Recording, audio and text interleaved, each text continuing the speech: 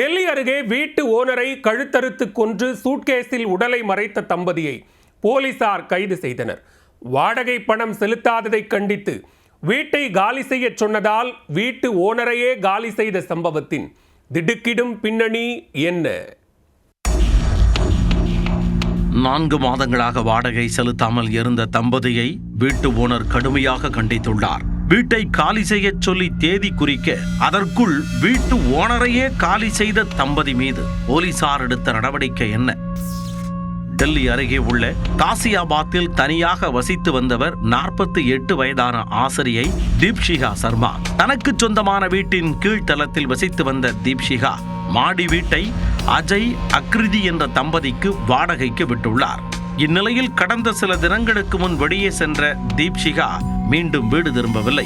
இதனால் அவரது வீட்டில் பணியாற்றிய பணிப்பெண் தீப்ஷிகாவின் உறவினருக்கு தகவல் கொடுத்து போலீசில் புகார் அளித்துள்ளனர். காணாமல் போனதாக வழக்கு பதிந்து விசாரணையை தொடங்க சம்பவத்தன்று தீப்ஷிகா வீட்டை விட்டு வெளியே செல்லவில்லை என்பதை சிசிடிவி காட்சிகளின் உதவியுடன் உறுதி செய்தனர். இதனால் தனிப்படை அமைத்த போலீசார் வீட்டின் மேல் தளத்தில் வாடகைக்கு குடியிருந்த தம்பதியை விசாரணை வளையத்திற்குள் கொண்டு வந்தனர்.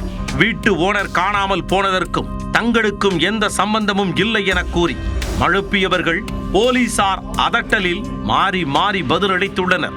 இதனால் சந்தேகமடைந்த அதிகாரிகள் இருவரையும் ஸ்பெஷல் ட்ரீட்மெண்ட் விசாரணைக்குள் கொண்டு வர ஒரு கட்டத்தில் வீட்டு ஓனரை கொன்றது நாங்கள்தான் என கூறி அதிர்ச்சி கொடுத்துள்ளனர். கடந்த 4 மாதங்களாக வீட்டு வாடகை கட்டாமல் இருந்த தம்பதியிடம் வாடகை கேட்டு தீப்ஷிகா அழுத்தம் கொடுத்து வந்துள்ளார். 10 நாட்கள் டைம் தருகிறேன், பணம் வரவில்லை என்றால் வீட்டை காலி செய்யுங்கள் என கூறி நிபந்தனை விதித்துள்ளார். இதனால் பணத்திற்கு என்ன செய்வது ஏது செய்வது என தெரியாமல் முழித்த தம்பதி கொடூரச் செயலை அரங்கேற்ற முடிவெடுத்துள்ளனர். வாடகை கட்ட முடியவில்லை, அதனால் ஹவுஸ் ஓனரை கொன்றுவிட்டால் ஹவுஸையே அபகரித்து விடலாம் என நினைத்து வெறிச்செயலில் ஈடுபட்டுள்ளனர். வாடகை பணம் தருவதாக கூறி தீப்ஷிகாவை வீட்டிற்குள் வரவழைத்தவர்கள் வாயை பொத்தி கழுத்தை அறுத்து துடிக்க துடிக்க கொலை செய்துள்ளனர். பின்னர் உடலை சூட்கேஸில் போட்டு அடைத்தவர்கள் யாருக்கும் சந்தேகம் வராமல் அதை அப்புறப்படுத்த முயன்றனர்.